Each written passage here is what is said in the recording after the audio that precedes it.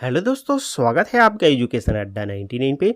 दोस्तों, नगर सैनिक होमगार्ड भर्ती के लिए ऑनलाइन आवेदन प्रारंभ कर दिया गया है। तो आज की इस वीडियो में दोस्तों हम जानेंगे इसके लिए आप ऑनलाइन फॉर्म कैसे भर सकते हैं। स्टेप बाय स्टेप पूरा प्रोसेस इस वीडियो में हम आपको बताने वाले हैं। हो सकता है दोस्तों वीडियो थोड़ा लंबा हो, लेकिन वीडियो में सारी जानकारी आपको बारीकी से दी जाएगी ताकि आपसे फॉर्म भरने में कोई भी गलती ना हो। ठीक है, तो वीडियो को पूरा देखिएगा। दोस्तों, इसके लिए आपको बताना चाहेंगे टोटल 2215 पद के लिए ऑनलाइन आवेदन कर सकते हैं। इसमें दोस्तों योग्यता 8वीं 10वीं पास हुआ इसमें फॉर्म भर सकते हैं। आपको बताना चाहेंगे इसमें महिला एवं पुरुष दोनों फॉर्म भर सकते हैं। ठीक है, चलिए अब इसके लिए फॉर्म भर कैसे भरना है ये हम बताते हैं।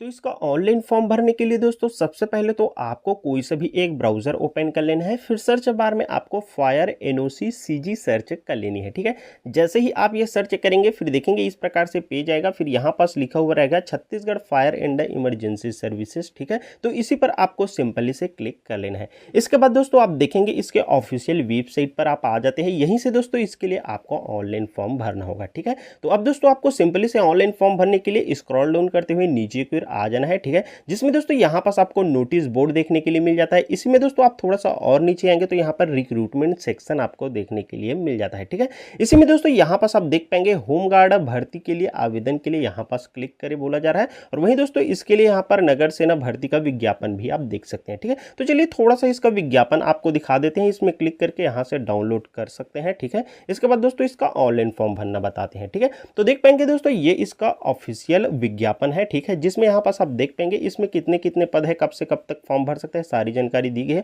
ऑनलाइन फॉर्म आज से 10/7/2024 से भर सकते हैं 10/8/2024 तक। ठीक है, इसके लिए यहाँ पास देख पाएंगे त्रुटि सुधार के लिए अलग से समय दिया गया है, फीस की जानकारी दी गई है। इसी के साथ दोस्तों यहाँ पास आप देख पाएंगे 500 पद यहाँ पर स्वयंसेवी नगर सैनिकों के लिए है जनरल ड्यूटी के लिए, और वहीं 1715 पद यहाँ पर महिला नगर सैनिकों के पद के लिए है। ठीक है, जिसमें यहाँ पर पदों की जानकारी आप देख सकते हैं जिले वाइज यहाँ पर विभाजित कर दिया गया है। तो कौन कौन से जिलों में कितना कितना पद है वो यहाँ से आप देख सकते हैं। ठीक है, इसी के साथ दोस्तों यहाँ पास आप देख पाएंगे 1715 पद है, उसे भी यहाँ पास जिले वाइज यहाँ पर अलग अलग विभाजित कर दिया गया है। तो प्रत्येक जिले वाइज आप देख सकते हैं। इस पीडीएफ को हम अपने टेलीग्राम ग्रुप पे आपको प्रोवाइड कर देंगे, वहां से आप आसानी से देख सकते हैं और जानकारी ले सकते हैं। ठीक है, चलिए अब इसका फॉर्म भरने के लिए आपको सिंपली से बैक आ जाना है। ठीक है, इसके बाद दोस्तों यहाँ पास आपको होमगार्ड भर्ती आवेदन के लिए क्लिक करे का ऑप्शन दिखाई दे रहा है। सिंपली से आपको इसी पर क्लिक कर लेना है। ठीक है, अब दोस्तों इसका फॉर्म भरने के लिए यहाँ पास देखेंगे दो ऑप्शन आपको देखने के लिए मिल जाते हैं, जिसमें दोस्तों यहाँ पास एक ऑप्शन रजिस्ट्रेशन यहाँ पर पंजीकरण प्रभाग मिलता है और अभ्यर्थी का पृष्ठ मिलता है। ठीक है, तो देखिए कोई भी फॉर्म भरने के लिए सबसे पहले आपको रजिस्ट्रेशन करना होता है। तो रजिस्ट्रेशन करने के लिए दोस्तों यहाँ पास आपको एक रजिस्टर का ऑप्शन दिखाई दे रहा है। ठीक है, इसी रजिस्टर के ऑप्शन पर आपको सिंपली से क्लिक कर लेना है। जैसे ही दोस्तों आप इस पर क्लिक करते हैं इसके बाद देखेंगे आपका एप्लीकेशन फॉर्म ओपन होकर आ जाता है। ठीक है, जिसमें दोस्तों यहाँ पर व्यक्तिगत विवरण आपको देनी होगी, पर्सनल डिटेल, जिसमें दोस्तों यहाँ पास नोट में दिया गया है, इसे आप अच्छे से रीड कर सकते हैं। जैसे दोस्तों चलिए आपको जल्दी से बता देते हैं। कृपया 5वीं कक्षा की प्रमाण पत्र में उल्लेखित पूरा नाम दर्ज करें। तो किसके किसके लिए, यहाँ पर नक्सल प्रभावित प्लस अनुसूचित जनजाति उम्मीदवार के लिए है। ठीक है, ये इसी के साथ सेकंड नंबर पे बोला गया है कि कृपया कक्षा 8वीं की प्रमाण पत्र में उल्लेखित पूरा नाम दर्ज करें। ये भी यहाँ पर नक्सल प्रभावित प्लस किसी अन्य श्रेणी के उम्मीदवार के लिए है। ठीक है, इसी के साथ यहाँ पर 4th नंबर पे नोट पे बताया गया है कि कृपया 8वीं कक्षा की प्रमाण पत्र उल्लेखित पूरा नाम दर्ज करें।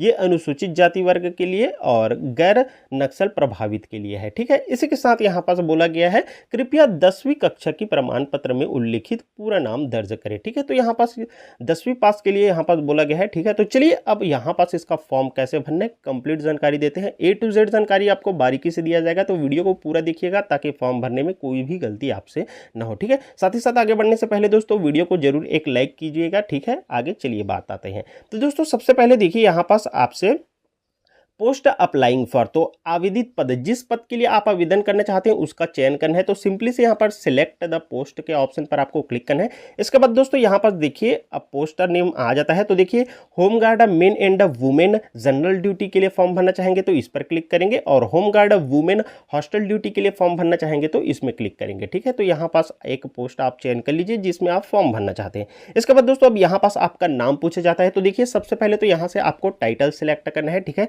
जैसे जैसे एमआर या फिर एमआरएस है, यहाँ पर पुरुष है या फिर महिला है, तो आप अपने अनुसार सेलेक्ट कीजिएगा। इसके बाद अब देखिए यहाँ पास आपको अपना फुल नेम डाल देना है। तो जैसे आपका मार्कशीट में दिया गया है, यहाँ पास नोट में हमने बताया, उसी अनुसार आपको यहाँ पास अपना फुल नेम डाल देना है, ठीक है। इसके बाद यहाँ पर पिता या फिर पति का नाम, तो देखिए अगर आप एक महिला है और फॉर्म भर रहे हैं तो अपने पति का नाम डालिएगा, और जो यहाँ पर पुरुष अभ्यर्थी है फॉर्म भर रहा है तो यहाँ पास अपने फादर का नेम डाल सकते हैं, ठीक है। तो आपको सही सही डालना है, कोई भी गलती नहीं करना है। इसका मतलब देखिए यहाँ पास आपको डेट ऑफ बर्थ है, जन्म तिथि यहाँ से आपको चयन करनी होगी। तो जैसे ही आप इस पे क्लिक करेंगे तो देखिए यहाँ पर जन्म तिथि का सेक्शन ओपन होकर आ जाता है। तो सबसे पहले यहाँ से आपको इसका ईयर, अपने डेट ऑफ बर्थ का ईयर यहाँ से आपको चयन करना है, ठीक है। इसके बाद दोस्तों यहाँ से आपको उसकी जो मंथ है वो सेलेक्ट कर लेंगे। फिर यहाँ से दोस्तों आपको सिंपली से क्लिक कर लेना है जो डेट है उसको, ठीक है। फिर यहाँ पास आप देखेंगे, आप जैसे ही अपना डेट ऑफ बर्थ चयन करते हैं, आपका कितना एज हुआ है वो यहाँ पास 1 जुलाई 2024 की स्थिति में आ जाता है। जैसे यहाँ पर 24 ईयर 7 मंथ, यहाँ पर 14 डे हुआ है वो, ठीक है। तो इस प्रकार से आ जाता है। इसका मतलब दोस्तों यहाँ पास आपसे जेंडर, लिंग पूछा जाता है। तो देखिए यहाँ पास आपको मेल है या फिर फीमेल है, वो यहाँ पास आपको चयन करना है और ओके पर क्लिक कर देना है, ठीक है। इसके बाद दोस्तों अब यहाँ पास कैटेगरी आपसे पूछी जाती है, तो आप कौन से कैटेगरी में आते हैं, जैसे यहाँ पर अनारक्षित वर्ग में आते हैं या फिर ओबीसी, एससी, एसटी, जिसमें भी आते हैं यहाँ से आपको उसका चयन कर लेना है, ठीक है। इसके बाद दोस्तों यहाँ पास आपसे आपका मोबाइल नंबर मांगा जा रहा है, तो अपना मोबाइल नंबर 10 डिजिट का डाल देंगे और कन्फर्म मोबाइल नंबर पर दोबारा अपना मोबाइल नंबर आपको डाल देनी है, ठीक है। इसके बाद दोस्तों यहाँ पास ईमेल आईडी मांगा जा रहा है, तो यहाँ पास आपको अपनी ईमेल आईडी डाल देनी है और दोबारा यहाँ पास फिर से कन्फर्म ईमेल आईडी पे अपना ईमेल आईडी दोबारा डाल देनी है, ठीक है। तो इस प्रकार से आप अपना ईमेल आईडी और मोबाइल नंबर दो बार इंटर करेंगे, ठीक है। इसके बाद अब देखिए ये चीज आप इंटर कर लेते हैं। फिर यहाँ पास एड्रेस डिटेल्स, पता का विवरण आपसे मांगा जा रहा है, ठीक है। तो पता कैसे फिल करना है चलिए ये बताते हैं आपको। तो देखिए यहाँ पर पता में पत्राचार का पता और यहाँ पर स्थायी पता अलग अलग मांगा जा रहा है, और जिनका पत्राचार और स्थायी पता सेम है उसको एक ही बार फिल करना होगा। तो कैसे फिल करना है, तो यहाँ पास देखिए एड्रेस लाइन 1 में आप क्या करेंगे, अपने विलेज का नेम डाल देंगे, ठीक है, और अपने पोस्ट का नेम डाल सकते हैं, जैसे पोस्ट कौन सा है आपका। उसके बाद देखिए यहाँ पास एड्रेस लाइन 2 में आप अपने ब्लॉक का नेम डाल सकते हैं और अपने डिस्ट्रिक्ट का नेम डाल सकते हैं, ठीक है। इस प्रकार से आप डाल सकते हैं। इसके बाद यहाँ पास आपसे अपने विलेज का नेम एक बार फिर से इंटर कर दीजिए, ठीक है।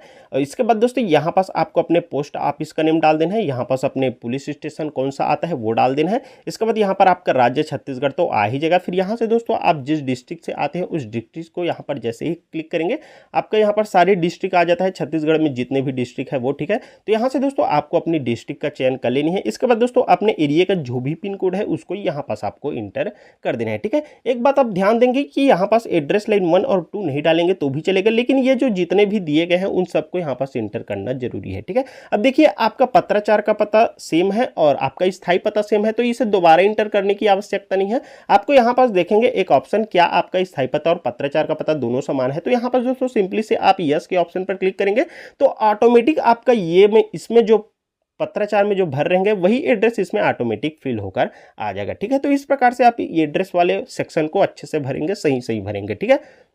अब इतना चीज कर लेते हैं। इसके बाद दोस्तों आप देखिए यहाँ पर अदर इन्फॉर्मेशन, अन्य सूचना। तो सबसे पहले यहाँ पास आपसे पहचान चिन्ह, तो अपना आइडेंटिफिकेशन मार्कर, जैसे आपके फेस में कोई तिल का निशान है या फिर कोई कट का निशान है तो वो यहाँ पास आप उसका इंटर कर सकते हैं, ठीक है। लेकिन अगर कोई भी यहाँ पास आप में पहचान चिन्ह नहीं है तो यहाँ पास आपको सिंपली से नो मार्क आपको डाल देना है, ठीक है। तो यहाँ पास नो मार्क की भी एंट्री आप कर सकते हैं। इसके बाद अब दोस्तों देखिए यहाँ पास क्या आप नक्सल प्रभावित है, तो यहाँ पर दोस्तों उसकी जानकारी आपको फिल करनी है, यस या नो में आपको बता देनी है, ठीक है। इसके बाद दोस्तों अब देखिए यहाँ पास रोजगार कार्यालय पंजीकरण आपसे पूछा जा रहा है, ठीक है। तो देखिए यहाँ पास पंजीकरण संख्या, तो अपने रोजगार विभाग में जो आपने नवीनीकरण कराए थे या फिर पंजीयन कराए थे तो उसका दोस्तों यहाँ पर एक रजिस्ट्रेशन नंबर दिया रहता है, वो देख लेंगे। यहाँ पर सीटी करके दिया रहता है रजिस्ट्रेशन नंबर, उसे आपको यहाँ पर डाल देना है। अपने जो पावती दिया रहता है, जो पंजीयन कराए थे उसी में दिया रहता है। वैसे अब तो ऑनलाइन होना स्टार्ट हो गया है, तो ऑनलाइन कैसे करें उसके ऊपर भी हमने वीडियो तो बना ही दी है, आप वो वीडियो देख सकते हैं, डिस्क्रिप्शन में उसका लिंक दे देंगे। अगर पंजीयन नहीं होता है आप घर बैठे कर सकते हैं, तुरंत कर सकते हैं, ठीक है। इसमें किसी भी प्रकार से शुल्क नहीं लगता है। और हो गया है तो दोस्तों यहाँ पास आपने रोजगार कार्यालय में पंजीयन कराए थे उसका रजिस्ट्रेशन नंबर यहाँ पास डाल देंगे। इसके बाद दोस्तों जिस डेट में आपने पंजीयन कराए थे वो डेट यहाँ पास डाल देना है। उसके बाद दोस्तों यहाँ पर वैलिडिटी डेट, तो उसका कब तक 3 साल की वैलिडिटी रहती है, तो उसका लास्ट वैलिडिटी डेट भी आपको डाल देनी है, उसी में दिया रहता है, ठीक है। तो कुछ इस प्रकार से दोस्तों आप अपना पूरे फॉर्म फिल कर लेते हैं। यहाँ पास आपका नेम, फादर नेम और अपना डेट ऑफ बर्थ वगैरह, और साथ ही साथ यहाँ पास अपना मोबाइल नंबर, ईमेल आईडी और अपना एड्रेस वगैरह। और इसी के साथ दोस्तों यहाँ पास आपका जो आइडेंटिफिकेशन मार्क है या फिर नहीं है तो नो मार्क कर सकते हैं, और यहाँ पास आप फिल कर सकते हैं इस प्रकार से। साथ ही साथ यहाँ पास अपने रोजगार कार्यालय के जो पंजीयन संख्या है वो डाल लेते हैं, और इशू डेट और यहाँ पर वैलिडिटी भी डाल लेते हैं। इसके बाद दोस्तों आप सारा डिटेल्स आप फिल कर लेते हैं। फिर अब देखिए यहाँ पास आपको नेक्स्ट या फिर आगे का ऑप्शन दिखाई दे रहा है, ठीक है। तो सिंपली से आपको इस नेक्स्ट के ऑप्शन पर क्लिक कर लेना है। जैसे ही दोस्तों आपने इस पर क्लिक किया, फिर देखिए यहाँ पास नया पेज आप ओपन होकर आ जाता है, ठीक है, जिसमें दोस्तों आप देखेंगे यहाँ पास आपको यहाँ पास एप्लीकेशन फॉर्म यहाँ पास देखने के लिए मिल जाता है, जिसमें दोस्तों अब आपको यहाँ से अपने एजुकेशनल क्वालिफिकेशन, शैक्षणिक योग्यताएं देनी होगी, उसकी जानकारी फिल करनी होगी। तो यहाँ पास दोस्तों 10th की यहाँ पर कंपलसरी है, ठीक है। यहाँ पास आपने ओबीसी से सिलेक्ट की है तो यहाँ पर 10th मांगा जा रहा है, तो इसको आपको देना जरूरी है, ठीक है। तो यहाँ पर 10th के लिए दोस्तों यहाँ पास आपने कौन से बोर्ड से पास किया है, जैसे 10th, तो अगर दोस्तों आपने सीजी बोर्ड से पास किया है तो यहाँ पर सीजी बोर्ड आपको डाल देना है, ठीक है, या फिर आप सीजीबीएसई भी इंटर कर सकते हैं, ठीक है। इसके बाद दोस्तों आपने 10th कौन से ईयर में पास किया है वो ईयर आपको यहाँ से सिंपली से चयन कर लेना है। जिस भी ईयर में दोस्तों आपने 10th पास किया यहाँ से आप देख लेंगे, वो ईयर यहाँ पास आपको सेलेक्ट कर लेनी है, ठीक है। इसके बाद दोस्तों यहाँ पर 12th की भी जानकारी आप चाहेंगे तो दे सकते हैं। आप 12th भी कंप्लीट कर लिया है या फिर ग्रेजुएशन भी आपका कंप्लीट हो गया है तो ये भी फिल कर सकते हैं। पोस्ट ग्रेजुएशन भी कंप्लीट हो गया है तो ये भी फिल कर सकते हैं, और नहीं है तो दोस्तों आपको इसे तीनों को फिल करने की आवश्यकता नहीं है। आप 10th बस की जानकारी फिल कर सकते हैं, ठीक है, क्योंकि इसमें 10th योग्यता है। और यहाँ पर दोस्तों अगर आप 12th की जानकारी फिल करेंगे तो यहाँ पर जैसे आप साइंस बैकग्राउंड से किए हैं या फिर किस से किए हैं वो डाल देंगे, ठीक है, साइंस या फिर आर्ट्स वाले हैं। इसके बाद दोस्तों यहाँ पर अगर ग्रेजुएशन की जानकारी देना चाहेंगे तो सिंपली से इस पर सिलेक्ट करें। ग्रेजुएशन आपने बीए से किया है या फिर बीकॉम से किया या फिर बीएससी से किया है वो सिलेक्ट करेंगे। इसके बाद यहाँ पर कौन सी यूनिवर्सिटी से आपने पास की है, जैसे कि आपने रविशंकर यूनिवर्सिटी से पास किया है तो उसका डिटेल डाल देना है, और इसके बाद यहाँ पास उसका पासिंग ईयर डाल देना है। इसी के साथ दोस्तों यहाँ पर पोस्ट ग्रेजुएशन भी आपका कंप्लीट हो गया है, तो पोस्ट ग्रेजुएशन दोस्तों आपने एमए किया है या फिर एमएससी या फिर एमकॉम किया है वो डाल देना है। तो कुछ इस प्रकार से दोस्तों आपको अपनी शैक्षणिक योग्यता की जानकारी फिल कर देनी है। ध्यान रखेंगे यहाँ पर 10th की जानकारी आपको फिल करनी होगी, लेकिन अगर आपका 12th और ग्रेजुएशन और पोस्ट ग्रेजुएशन भी कंप्लीट हो गया है तो इसकी भी जानकारी आप फिल कर सकते हैं, अन्यथा आप इसे ब्लैंक छोड़ देंगे तो भी चलेगा, ठीक है। तो इस प्रकार से दोस्तों आप एजुकेशन क्वालिफिकेशन फिल कर लेंगे, ठीक है। इसके बाद दोस्तों अब देखिए यहाँ पास आपसे पूछा जा रहा है यहाँ पर अधिमानी अहर्ताएं, ठीक है। तो इसमें आपसे पूछा जा रहा है कि क्या आपने किसी राष्ट्रीय विश्वविद्यालय स्तर पर खेल में भाग लिया है। तो अगर आप भाग लिए होंगे तो यस पर क्लिक करेंगे, अन्यथा यहाँ पास नो पर क्लिक कर देंगे, ठीक है।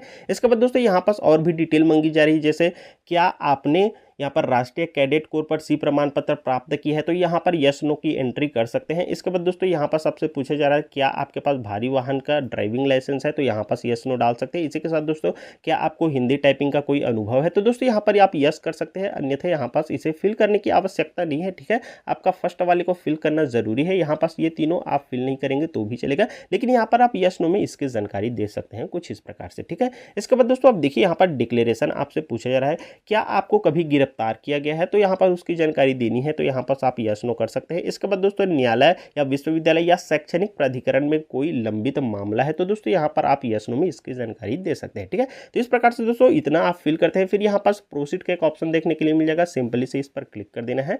जैसे ही दोस्तों आप इसमें क्लिक करेंगे फिर देखिए नेक्स्ट पेज में आप आ जाते हैं, ठीक है, जिसमें यहाँ पर प्रीव्यू एवं कंफर्मेशन वाला पेज आ जाता है। तो जितने भी डिटेल्स आपने फिल किया है वो सारा डिटेल्स आप यहाँ पास देख पाएंगे, ठीक है। जो भी डिटेल आपने फिल किया है सारा डिटेल्स यहाँ पर आ जाता है।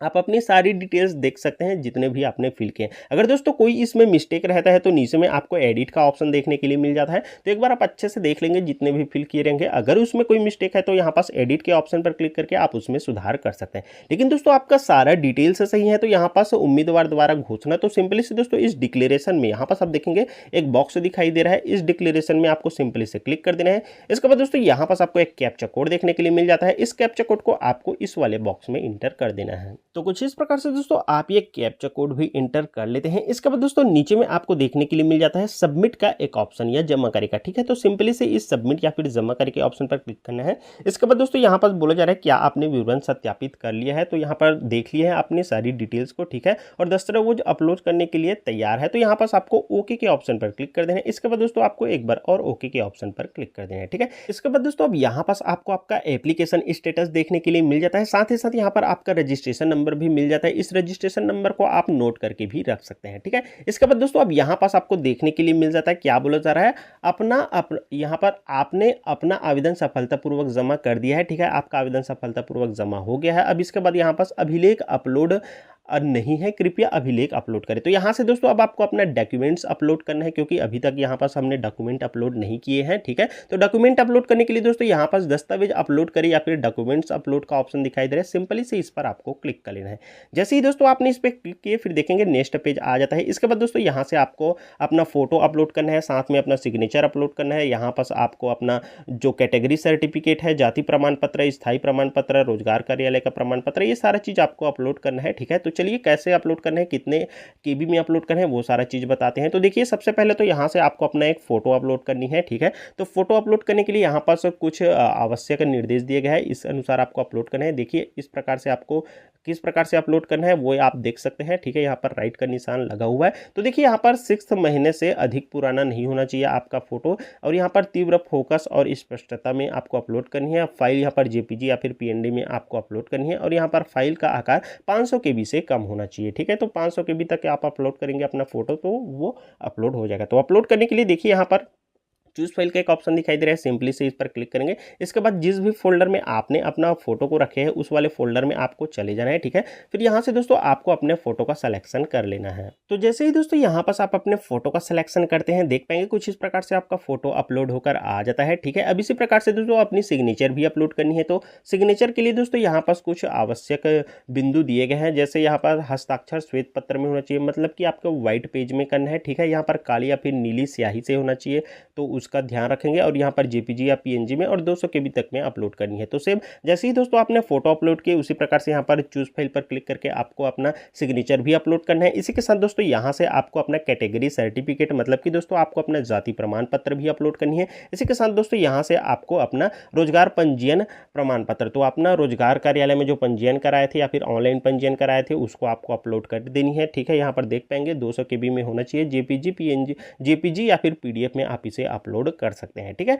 तो देख पाएंगे इसी के साथ दोस्तों यहाँ से अब आपको अपना स्थायी प्रमाण पत्र भी अपलोड कर देनी है, ठीक है। जेपीजी या फिर पीडीएफ में आप इसे अपलोड कर सकते हैं। इसके बाद दोस्तों यहाँ से आपको अपनी 10वीं का मार्कशीट अपलोड कर लेनी है, ठीक है। ध्यान रखेंगे यहाँ पर फाइल का साइज 200 केबी में होना चाहिए, जेपीजी या फिर पीडीएफ में अपलोड कर सकते हैं। फिर यहाँ से आपको अपने 12वीं का मार्कशीट अपलोड कर देनी है, ठीक है। इसके बाद दोस्तों आपका ग्रेजुएशन भी कंप्लीट हो गया है, तो यहाँ पर आप अपने ग्रेजुएशन सर्टिफिकेट भी अपलोड कर सकते हैं, ठीक है। इसके बाद दोस्तों ये सारा चीज चलिए पहले अपलोड करते हैं, फिर आगे का प्रोसेस बताते हैं। तो देखिए दोस्तों कुछ इस प्रकार से जैसे हमने यहाँ पास अपना फोटो भी अपलोड कर लिए, साथ ही साथ यहाँ पास आप देखेंगे हमने अपना सिग्नेचर भी अपलोड कर लिए है। इसी के साथ दोस्तों यहाँ पास हमने अपना जो कैटेगरी प्रमाण पत्र है, जाति प्रमाण पत्र भी अपलोड कर लिए, रोजगार पंजीयन भी अपलोड कर लिए, साथ ही साथ यहाँ पर स्थायी प्रमाण पत्र और यहाँ पर 10वीं और 12वीं का भी मार्कशीट और यहाँ पर अपना ग्रेजुएशन का भी हमने अपलोड कर लिया, ठीक है। तो ध्यान रखेंगे यहाँ पास आपका 10वीं का कंपलसरी रहेगा, और जिसका डिटेल आपने डाले हैं एजुकेशन क्वालिफिकेशन में उसकी यहाँ पर मार्कशीट आपको अपलोड करने के लिए बोला जाता है, तो यहाँ पास आप उससे अपलोड भी कर सकते हैं, ठीक है। तो ये सब चीज़ दोस्तों कुछ इस प्रकार से आप अपलोड कर लेंगे। इसके बाद अब देखिए यहाँ पर डिक्लेरेशन बोला जा रहा है, ठीक है।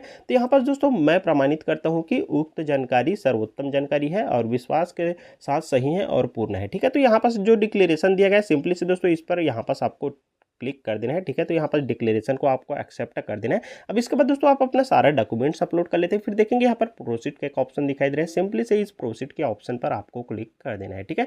जैसे दोस्तों आप इस पर क्लिक करेंगे फिर थोड़ी देर आपको वेट करना है, ठीक है। फिर दोस्तों देख पाएंगे यहाँ पर आप नेक्स्ट पेज में आ जाते हैं, जिसमें दोस्तों यहाँ पर आवेदन की स्थिति और यहाँ पर आपका रजिस्ट्रेशन नंबर फिर से एक बार आपको देखने के लिए मिल जाता है, ठीक है। तो अब देखिए दोस्तों यहाँ पर आपसे फर्स्ट स्टेप भी आपका कंप्लीट हो गया, यहाँ पर आपका आवेदन सफलतापूर्वक जमा हो गया, और सेकंड स्टेप भी यहाँ पर आपका कंप्लीट हो गया है डॉक्यूमेंट अपलोड करने का। अब थर्ड स्टेप दोस्तों यहाँ पर आपको अपना भुगतान करने के लिए यहाँ पर आवेदन शुल्क का पेमेंट करने के लिए बोला जा रहा है। तो देखिए यहाँ पर आपका आवेदन कितना शुल्क आपको पेमेंट करना है उसकी जानकारी यहाँ पर आप देख सकते हैं, ठीक है। तो अब दोस्तों आपको अपना एप्लीकेशन फीस का पेमेंट करना होगा। तो पेमेंट करने के लिए दोस्तों यहाँ पर मैक पेमेंट भुगतान करे का ऑप्शन दिखाई दे रहा है, सिंपली से इस पर आपको क्लिक कर देना है, ठीक है।